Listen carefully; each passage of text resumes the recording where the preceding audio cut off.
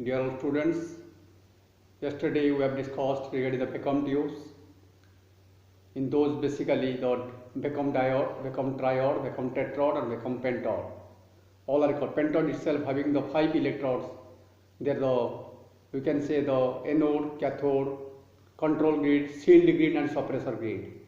And the tetrode, we are using the sealed grid at the extra grid. The tetrode, or you can say triode, or you can say pentode, we are using as a amplifier device for develop the strength of the input signals. But in case of diode, the vacuum diode, you are using as a rectifier because to a unidirectional device I told you. Hence, but today we are going to enter to the semiconductor, introduction to semiconductors. Unless and otherwise there is no semiconductor devices, our electronic devices, all the gadgets or the water circuits must not be designed. You see, you compare the sizes of the electronic items. What before the voltages people are used. The radio is the big size of radio there. Now the radio you can keep in a pocket. The size of the circuit day by day going on changing. So that we have to get some concept regarding the semiconductors in the whole of the electron vacuum tubes.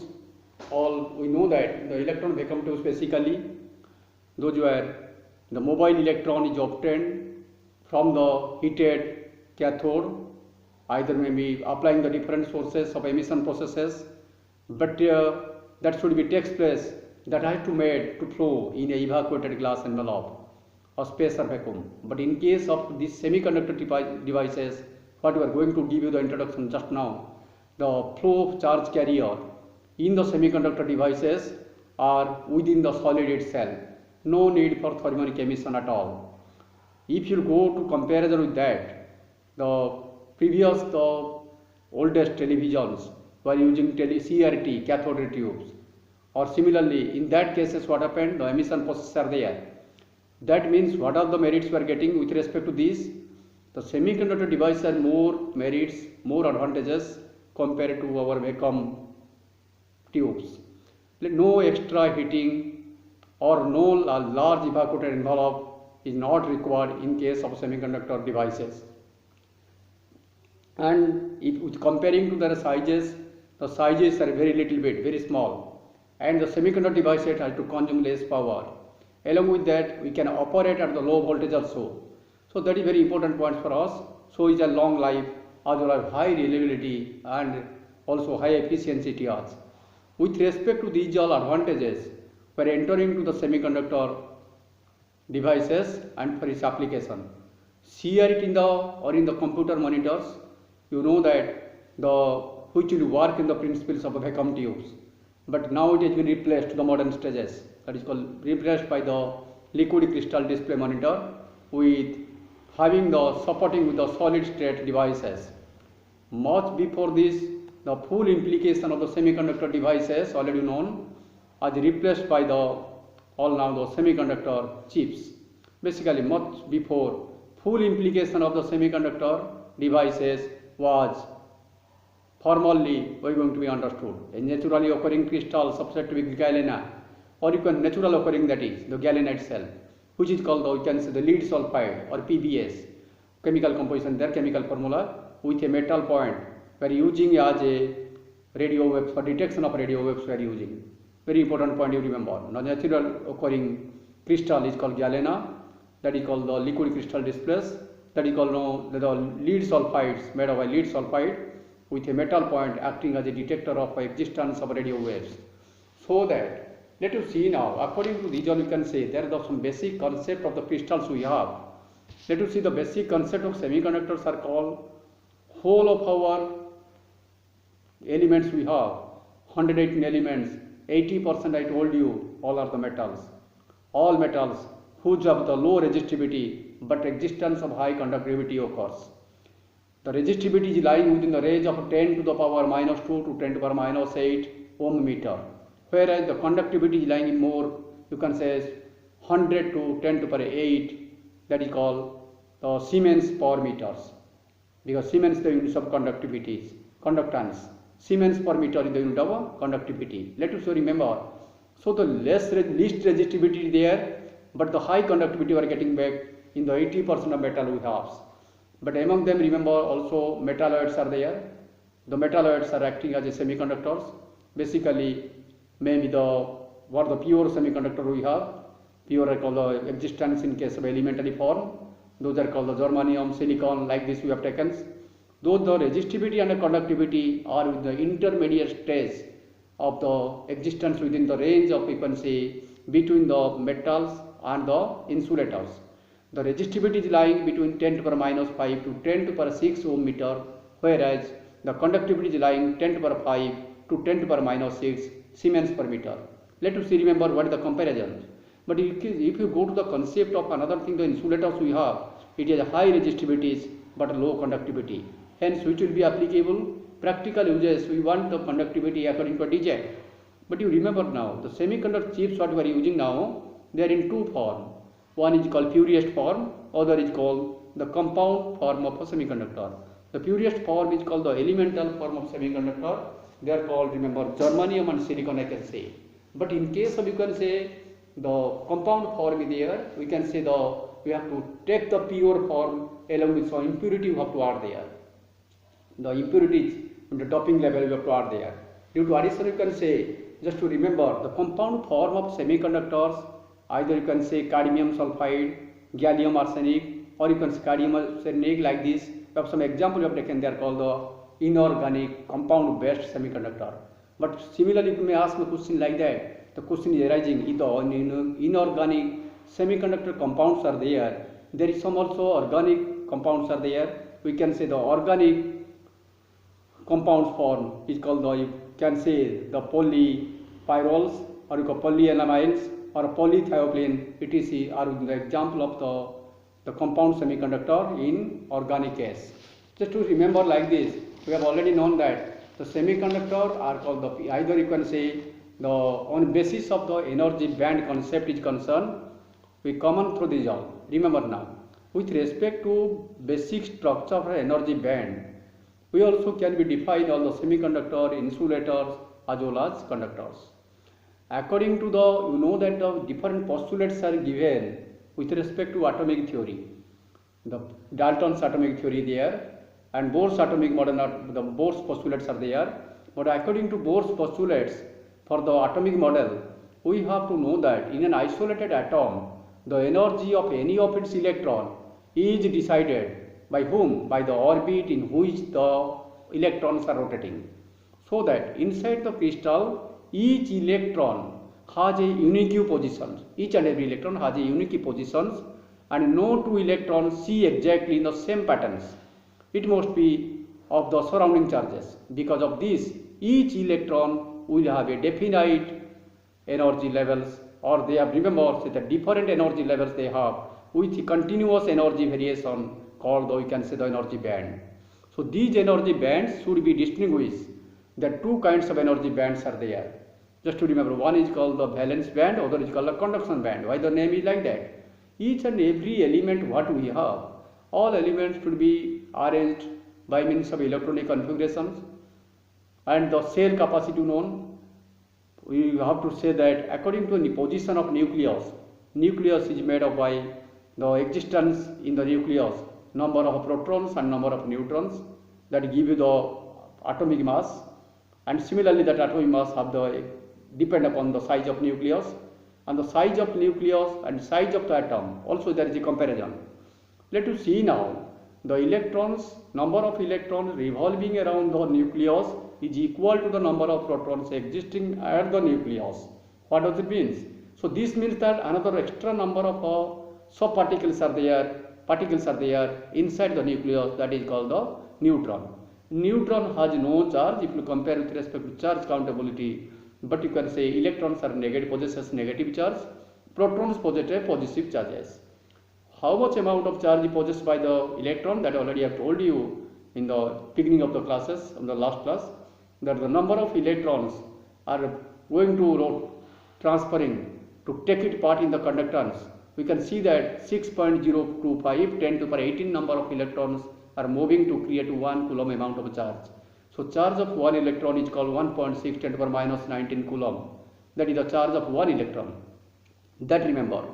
But you see, according to cell structure, according to structure, atomic theory of any type of element you are taking, let you take that, for example, each and every elements have the atomic number, and also what atomic number have, that is equal to number of electron and number of protons. Let us see the number of neutrons also there. So the number of neutron, if you are going to add with the number of electrons, number of protons, sorry, then you will get the mass number. But the atomic number itself is equal to number of electron equal to number of proton, you have to remember. So the electrons, each and every cell has a capacity according to position from the nucleus. The nearer cell is called K cell, second cell is N cell, third is called M cell, then N cell. The capacity of the cells is equal to, according to 2n square formula, if n is the position of the cell, we can say the capacity of K cell is equal to number of electron, capacity of L cell is equal to 8 number of electron, capacity of M cell is equal to 18 number of electron, capacity of N cell is equal to 32 number of electron they can have to occupy within their own custody. The cell have the capacity of like that. According to the position also you can say the cells also classified to sub cell, which will be best easier for the students to write down the electronic configuration and to noting yourself how many valence electron have a atom has. To distinguish the valence electron, either you can go through the cell structure or the capacity of electron in the cell, then you could go to the capacity of sub cells. Each and every sub cell has a different capacity, also number are different. K cell has only one sub cell, that is called S, and you can say L cell has two sub cells, that is called K and L. M cell has three sub cells, that is called S, P and D, and fourth cell is called the N, having the K, S, P, D, F. These are the name of the sub cell. They have also different capacity they have. S has a capacity of 2 number of electron, and whereas P has a capacity of 6 number of electron, and M has a capacity of the SP, D has a capacity of 10 number of electron, F has a capacity of 14 number of electron. That capacity you have to remember. Keep with your membranes with respect to capacity of a cell, capacity of a subcell. You can have to identify the electronic configuration. You can write down easily. After come to know in electronic configuration, which are already been detailed discussion has been of course made in the chemistry classes, the other sir has given you. Then with respect to this, you have to find out that the metalloids what we have, the semiconductors what we have. You should try to come to know about their valence, basically about their valence cell and how many electrons are in the outermost cell. That is very important, because that can give you the combining capacity of the valency of the respective element. So that then you remember here, you have to remember how many metalloids are existing on the periodic tables, just like germanium, silicon, like that. Each and every have a atomic number. Also remember their mass numbers and write down their electronic configuration. That is very helpful. It will be helpful in these chapters. So for example, remember silicon was one among the semiconductor elements, metalloid. This silicon, the atomic number is 14. If the atomic number is 14, you can arrange according to cell. 2 number of electron is in the K cell, then 8 number of electron is in the L cell. That 2 cell has been filled up. Then M cell come to picture. In M cell, how many electrons you have to occupy? M cell occupying by 4 number of electrons. So M cell is incomplete now. So how many electrons in the outermost cell? It has the 4 number of electrons. Similarly, you go to the germanium. Germanium atomic number is 32.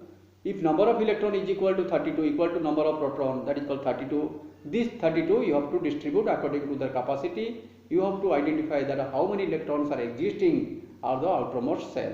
Outermost cell is called the valence cell, occupying how many electrons, which will determine you the valency and combining capacity of this one to formation of different type of crystals. Maybe to help you to write down the chemical formula of other elements. Also remember, it will help you with respect to the chemical reaction and chemical equation balancing. Similarly, it will help you for the formation of crystals in their bond formation. That is very important, you have to remember. So you come on like this. If you come to germanium now, germanium has the 32 number of electron. Similarly, just to arrange and you can get back the valence. So you remember that. If remember, okay, then valence cell, the outermost cell, occupying by how many electron, it will determine to you. Accordingly, remember, to design our motto, to design the electronic circuit, how these semiconductor devices will be useful. How can you apply all this?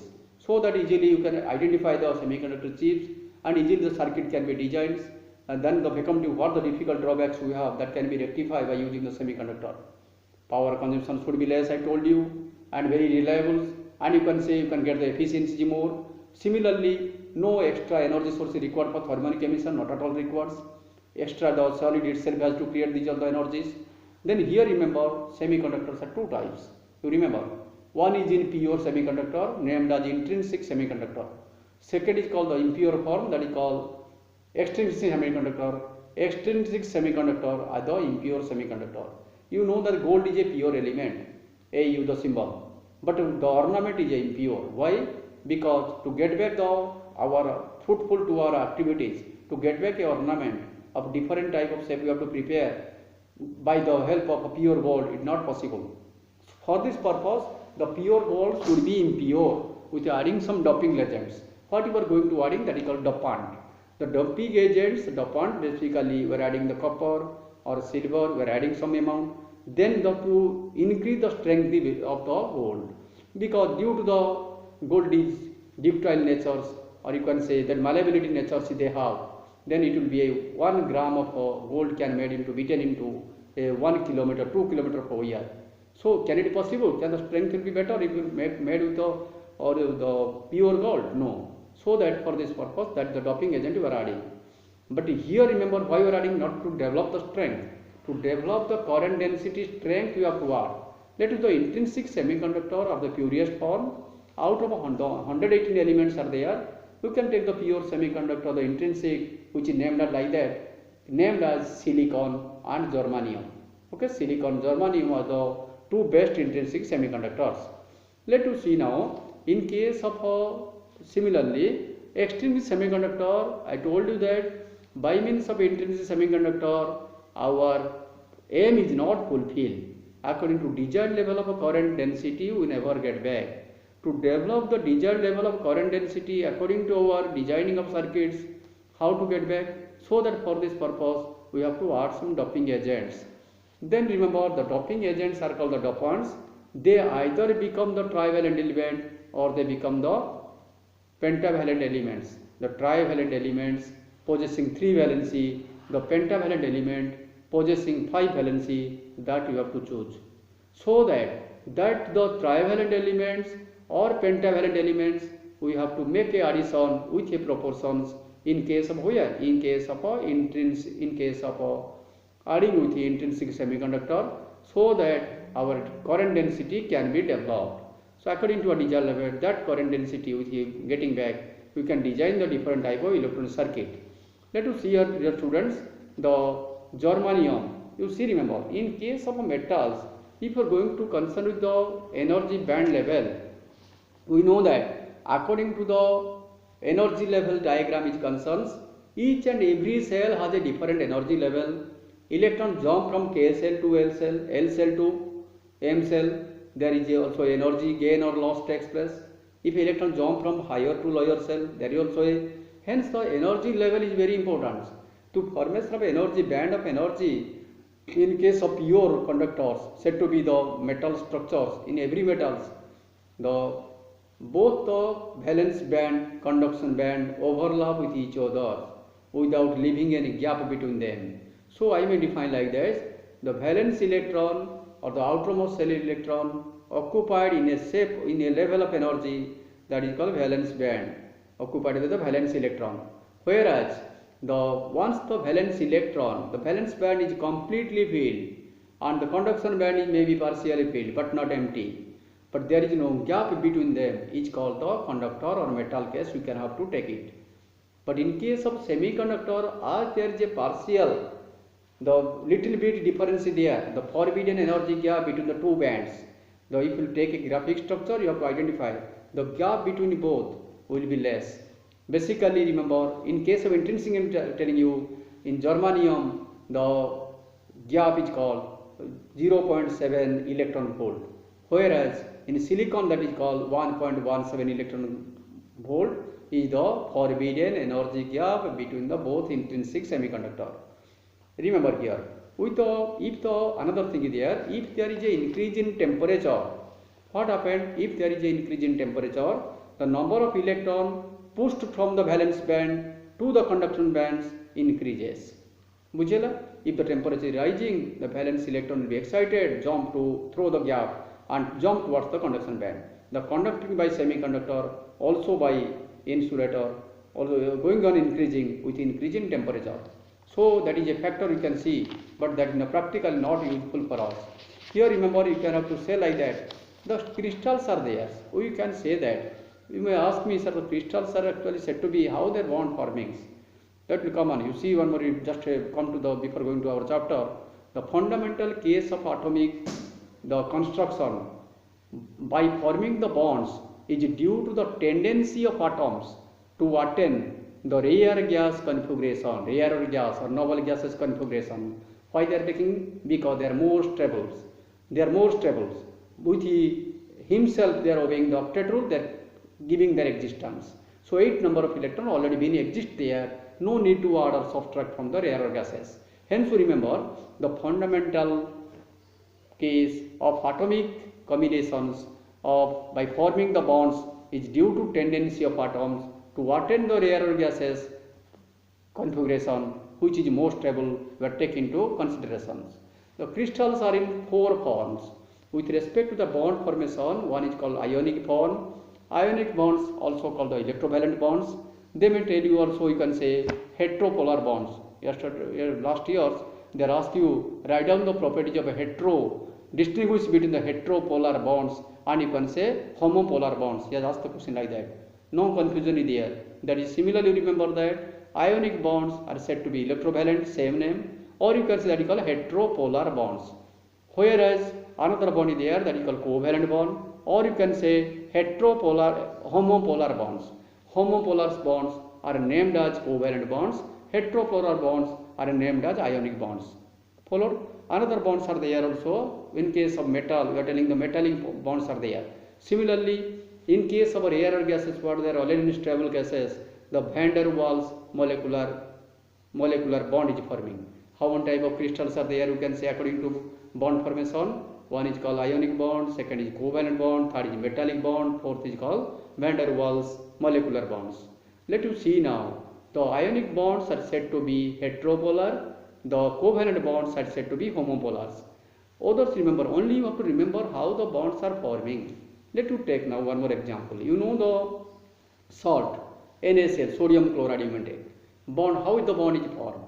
We according to chemical formula writing with respect to valency, NaCl is the chemical formula for salt. But here you have to remember that how this NaCl has been formed. If you go to the lattice structure of that ones, then you can say sodium converted to ion. Sodium is atom. How can convert to ion? With donating one more electrons. Because sodium having the atomic number of how many? 11. If you are going to take the electronic configuration 2 and 8, then 1. K cell occupied by 2 electron, L cell occupied by 8 number of electron, then another 1 electron is in the M cell. That electron he has to donate to make it in stable condition. So he has to donating electron. So as he is donating, there is a lack of electron, there is a deficiency of electron. If he is going to donate, what does it mean? If one is donating, that is called now a sodium ion, positive ion becomes. Chlorine similarly having the 17 atomic number. 17 should be arranged 2, 8, then 7. 2, if the 7, it is very difficult to extract 7 number electron to donate someone. Better to accept one more to make him stable. Then the chlorine ion has a atomic electronic configuration 2, 8 and 8. So that it is now stable. Chlorine ion is stable. Sodium ion is stable now. According to stability condition, what happened? Sodium has to donate and chlorine has to accept. So chlorine is acted as acceptor here and sodium is acted as a donor here. So that sodium chloride is formed by means of ionic bond. One is donating, other is accepting, which does not take place in case of formation of covalent bond. In case of hydrogen molecules, in case of oxygen molecule, you take O2, or you tell in case of the nitrogen N2 gases, all these cases, this type of the bond formation never takes place. In case of covalent bond, both has to donate, both have to assess. That means common sharing is there. Common sharing. the electrons what the counted and controlled by both the atoms will form you the covalent bond. But what are the properties, as the question is asked in last year? You remember that the properties of ionic bonds are there called you can give the number of example like this: sodium sulfate, sodium chloride, copper sulfate. These are the example of ionic bond. The ionic bond or the heteropolar bond or electrovalent bond have the properties. They are high soluble in water. So when they soluble in water, then they conduct electricity, or else they must not conduct electricity. You take the molten solid, you take the solid sodium chloride. Can it conduct the electricity? Never. If sodium chloride taken in a container, add some water, make it a solution, and inserting electrode by following, then you can say that it is a good conductor of electricity. So it is soluble in water. Once it is soluble, then it can conduct electricity, or else it never conduct electricity. It possesses a high melting point and high latent heat of fusion.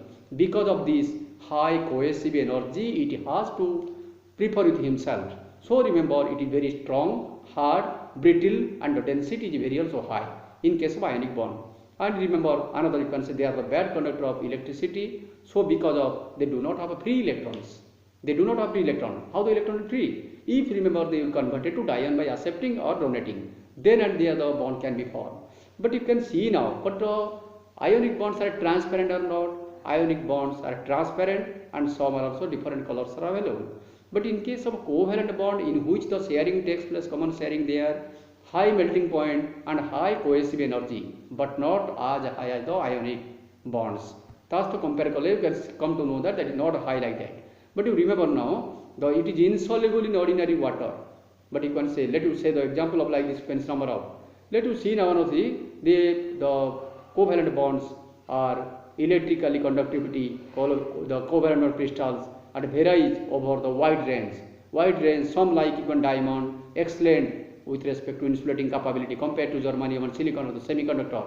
Granite, you can say, the high conductivity action takes place compared to germanium, silicon. Wide range is there.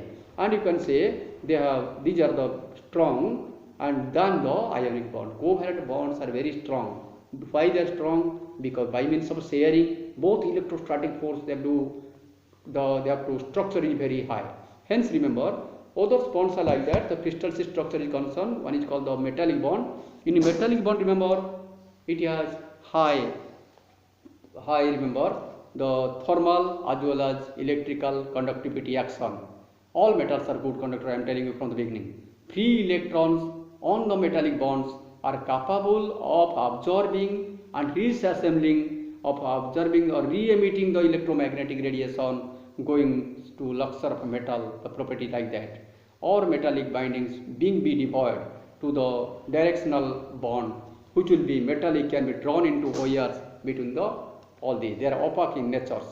Then similar, but you can say in case of rare or gases, what we have, the van der Waals bonds we are telling, they are called the low melting point and low boiling points. Similarly, I may say you like that they are the bad conductor of electricity as well as for thermal energy. Also, I can say they are very soft and insoluble also you can say, and they have the least amount of cohesive energy they possess. Accordingly, remember you can have to say that on basis of energy band also classify them. So we can say that like that. But you see the pure intrinsic semiconductor, what I have come to here now, which are the intrinsic semiconductor? Germanium and silicon are the intrinsic semiconductor. If you go to their crystal structure like that, remember I can arrange you with respect to bond formation. We can by the covalent bond silicon or if germanium, we can have to study. I can send you by crystal structure on the WhatsApp. You may follow that one easily. You will be followed. Let us see now for the semiconductor in which charge carrier are generated for its conductivity action due to thermal energy alone is known as pure or intrinsic semiconductor. The semiconductor in which the charge carriers are generated for its conductivity due to thermal energy alone is known as intrinsic semiconductor.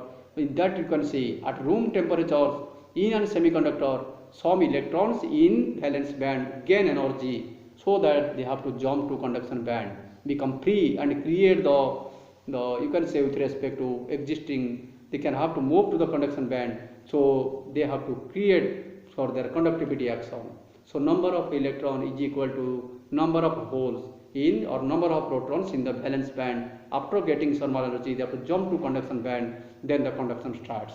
But the density, the conductivity action is very small in this case. But you can remember now, if I is the current due to electrons and current due to holes, sum of these all is called the total current. Total current. Remember, the electrons and the holes are generated due to thermal energy is known as the minority charge carrier in both of them to move random inside the crystals. As long as when an electric field is applied across it, what happened now? The electron holes are moves in opposite direction and forming that the current due to holes and current due to electron. Sum of the current, total current, is equal to IH plus, or you can say IE. Current due to electron, current due to holes. Due to application of electric field, this will happen. At room temperature only, out of 10 to the power 9 covalent bonds, only that has to break. One will be break out of 10 to the power 9 covalent bonds. Very little bit that you see now. Therefore, the conductivity as one is going to broken with respect to 10 to the power 9 crystal bonds are forming, covalent bonds are forming. So that what happened? Therefore, the conductivity of an pure semiconductor is released to one, which will not useful for practical purposes to designing of different type of semiconductor chips. For this purpose, what to do? Due to heat, as you are not required level of current density, you are not getting back. What you have to do? To develop the current density, it is our duty to add some dopants. That means the doping agent have to add. So what are the doping agents? I told you the doping agents are belongs to the periodic table containing trivalent elements, or you can say pentavalent elements are called the acting, or which you can say the intrinsic semiconductor. Let us see now. In this case, I can say the intrinsic semiconductor, the trivalent element for boron, you can say gallium, you can say indium, you can say like this for adding. Then, but you can say pentavalent element called phosphorus or antimony or arsenic. Antimony, arsenic are called the pentavalent element.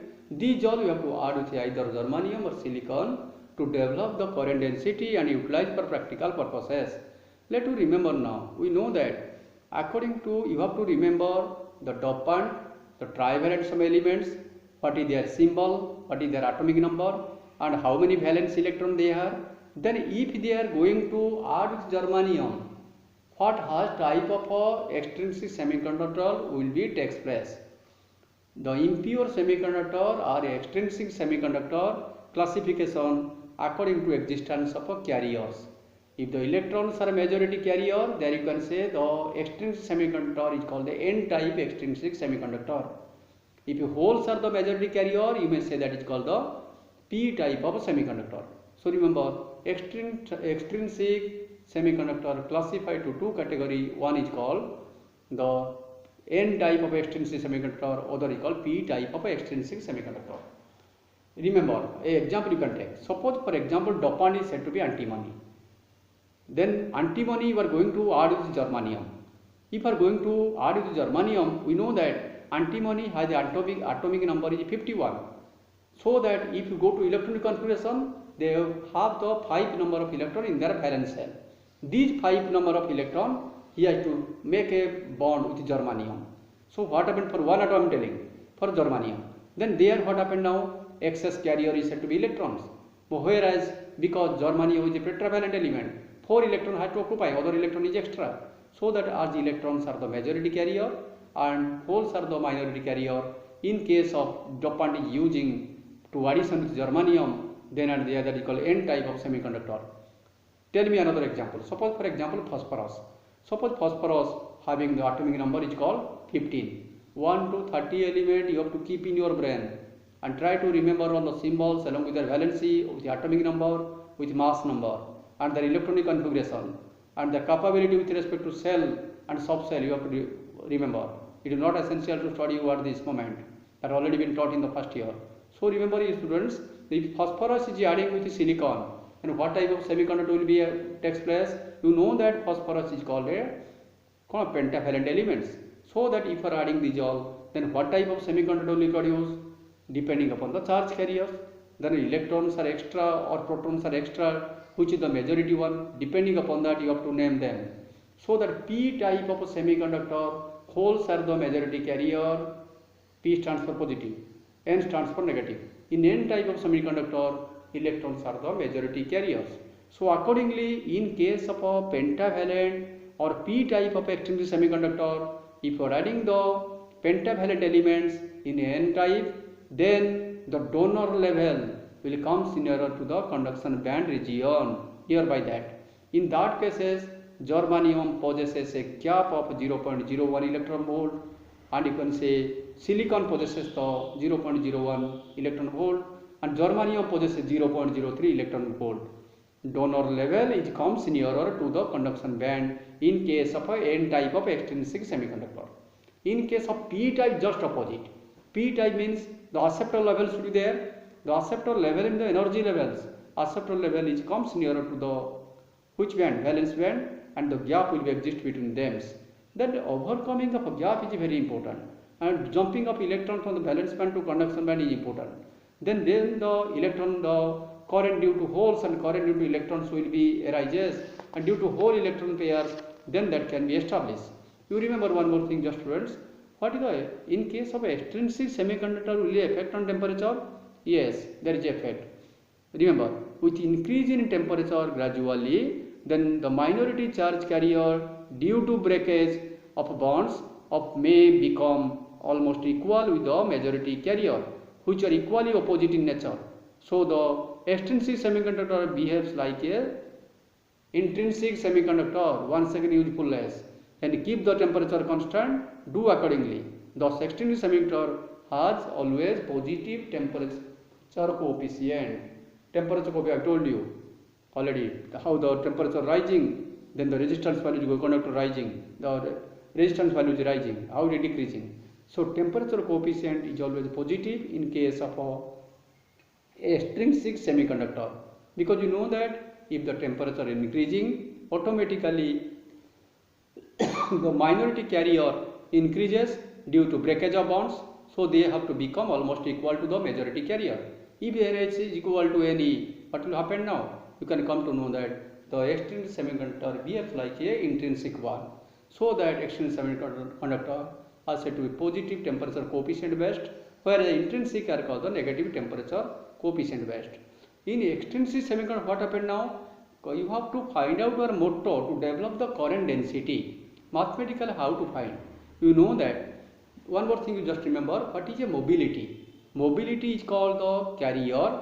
The mobility of a carrier is defined as the average drift speed per unit electric field of an electron. Followed? The drift speed, that means of the electron to the electric field applied. Once the electric field applied, then the electrons jump from valence band to conduction band. Then and there it starts, the drift speed will increases. So that average drift speed will take at a time one electron is not jumping. Number of electrons can be jumped. You have to find out the drift speed. Then this drift take the ratio with respect to electric field, you will get the mobility, which will take part.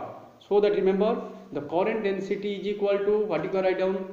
J is equal to, I can say, current divided by ampere. Current divided by area of the metallic surface.